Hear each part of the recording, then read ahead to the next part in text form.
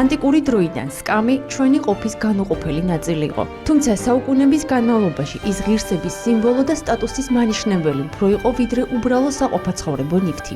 ამასთან მისი საჭიროება ყოველდღიურობაშიც შეუცვლელია. სკამი ჯერ კიდევ გამოიყენება როგორც ავტორიტეტის ემბლემა გაერთიანებულ სამეფოსა და კანადაში, ისევე როგორც მრავალ სხვა ქვეყანაში. ამ ისტორიული ტრადიციის შესაბამისად, როგორც ავტორიტეტის სიმბოლოს კომიტეტებს, დირექტორთა საბჭოებსა და აკადემიურ განყოფილებებს დაჯილდოებულ პროფესორებს შესაბამისი ფორმისა და სიმბოლიკის სკამით აჯილდოვებდნენ. უძველესი მაგალითები ძალიან იშვიათად არის შემორჩენილი, უმეტესად რელიეფურ გამოსახულებებში, შემდგომ უკვე მხატვრობაშიც, სადაც ძირითადად მაღალი წრის წარმომადგენელთათვის შექმნილი განსაკუთრებული ფორმისა და მოცულობის სკამებია გამოსახული.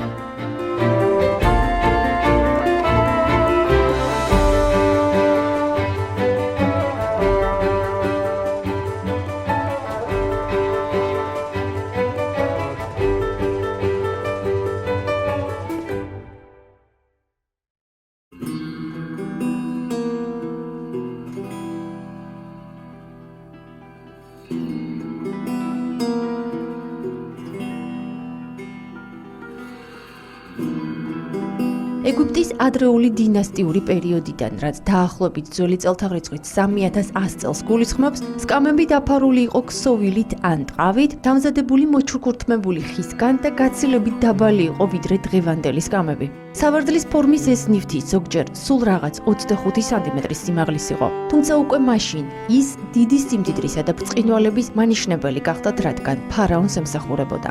სპეციალური ხისა და სპილოს სულისგან მოჩუქურთმებული და მოოქროვილი, ისინი დაფარული იყო ძვირადღირებული მასალებით, ბრწყინვალე ნიმუშებით. ზოგადად, რაც უფრო მაღალი იყო ადამიანი, მით უფრო მაღალი და მდიდრული იყო მისი სკამით, რომელზეც ის იჯდა.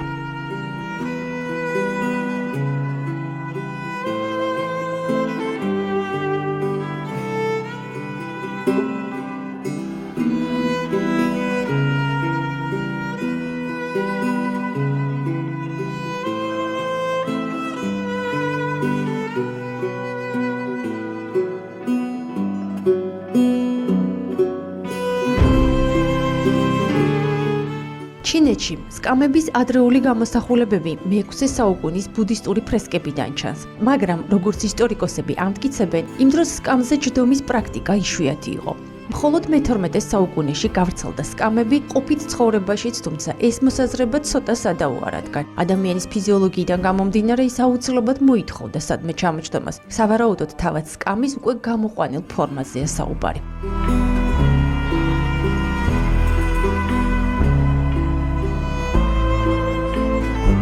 ბერძნულ რომაული სავარძლის ყველაზე ადრეული ფორმა ჩვენს წელთაღრიცხვამდე მე-16-მე-17 საუკუნით თარიღდება.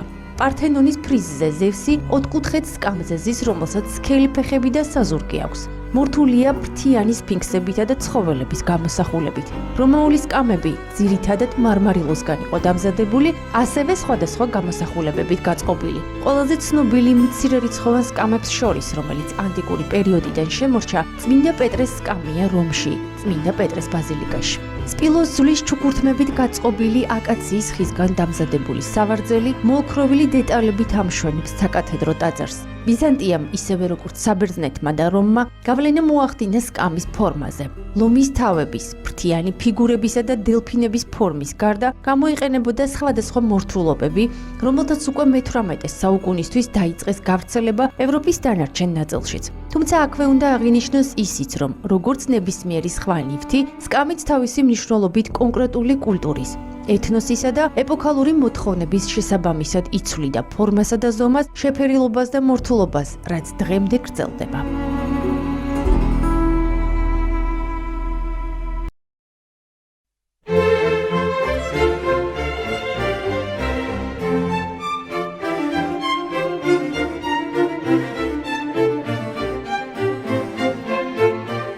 როგორც მკვლევარები ამტკიცებენ, ევროპაში რენესანსის პერიოდში სკამი გახდა ავეჯის სტანდარტული ელემენტი და უკვე შესაძლებელი გახდა მისი ყიდვაც.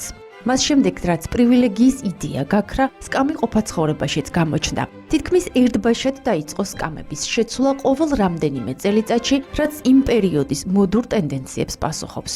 1830-იანი წლისთვის დაიწყო სკამების ქარხნული წარმოება, რამაც ოჯახებს საშუალება მისცა შეეძინათ დამუშავებული კომპლექტები. ინდუსტრიული რევოლუციით სკამები ბევრად უფრო ხელმისაწვდომი გახდა, გაჩნდა მათი მრავალფეროვანი ვერსიაც. კიდევ ერთი უძველესი ადგილი, ეგრეთ წოდებული დაგობერტის სკამია საფრანგეთის ეროვნული ბიბლიოთეკის კაბინეტში. ბრინჯაოსგან ჩამოსხმული ნაწილობრივ მოოქროვილი სავარძელი სავარაუდოდ ტყავისგან იყო დამზადებული. მე-12 საუკუნეში სენ-დენის აბატ სუქერის განცხადებით ამ სკამს ადრეული მეროვინგული დროით ათარიღებს და ის ნებისმიერ შემთხვევაში შეიძლება მივიჩნიოთ როგორც ერთ-ერთი უძველესი ვერსია ევროპაში.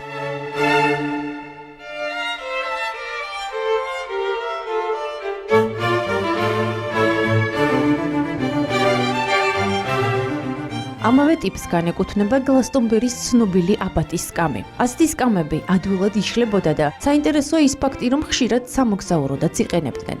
ფლადისტერიუმმა დროთა განმავლობაში შეიძინა სახელურები და საზურგე. ამავე დროს შეინარჩუნა დასაკეთსი ფორმა. ყველაზე ცნობილი მე-13 საუკუნეს განეკუთვნება ედუარდ პირველისთვის გაკეთებული სავარძელი, რომელშიც შემდგომ არაერთი მონარქის კორონაცია მოხდა. მუხისგან დამზადებული მოოქროვილი ნაწილებით შუა საუკუნების სამეფო სტატუსის ევროპულ სიმბოლოდ იქცა. ამ ისტორიული მაგალითებიდან ხვდებით, რომ მმართველის მიერ მონოპოლიზებული საერო და საეკლესიო სავარძელი შედარებით გვიან თარიღამდე ინარჩუნებდა სიმბოლურ სტატუსს, როგორც ავტორიტეტულ ადგილს. სასულიერო სკამი, რომელიც უფრო გავრცელებული იყო საფრანგეთსა და ნიდერლანდებში, მრავალი თვალსაზრისით ძალიან საინტერესო ტიპის სავარძლებია.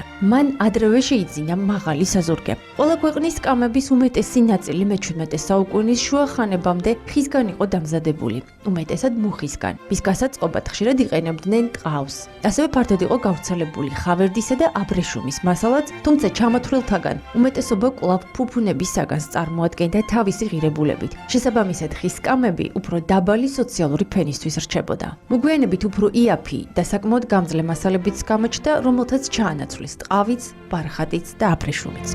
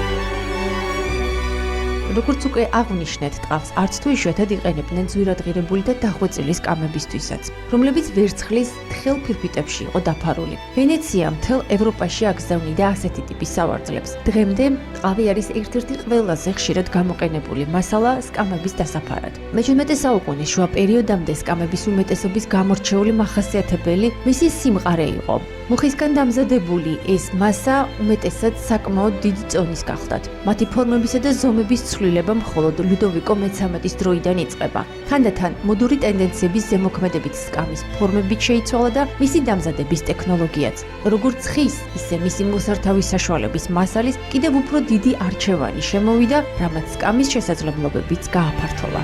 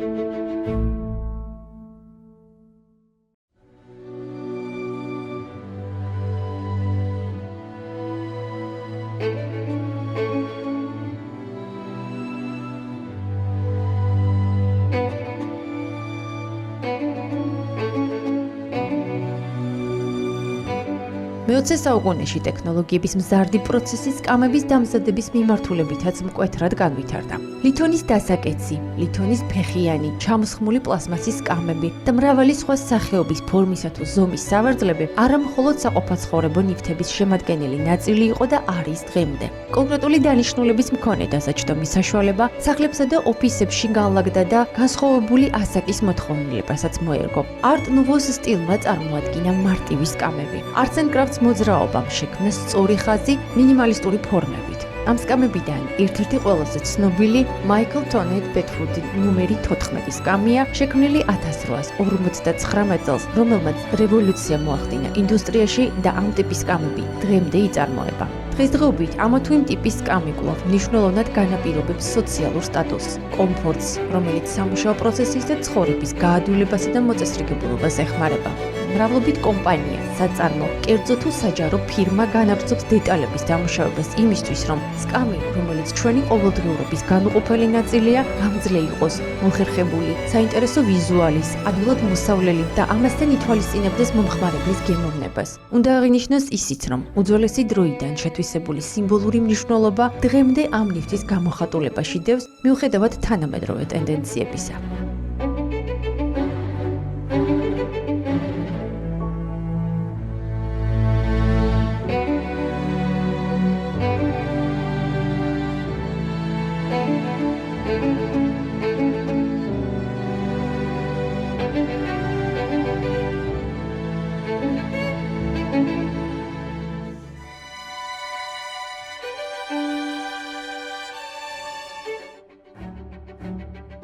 მე-20 საუკუნიდან მოყოლებული მოდერნისტული ელემენტების ექსპერიმენტებით დედამიწის სხვადასხვა კუთხეში ამა თუ იმ მოვლენაში აისახა ეპოქალური ცვლილებები და არც სკამი იყო გამონაკლისი. მრავალფეროვანი ფორმები, განსხვავებული ხარისხი და ფუნქციური შესაძლებლობები სავარძლის მონაცემებშიც აისახა.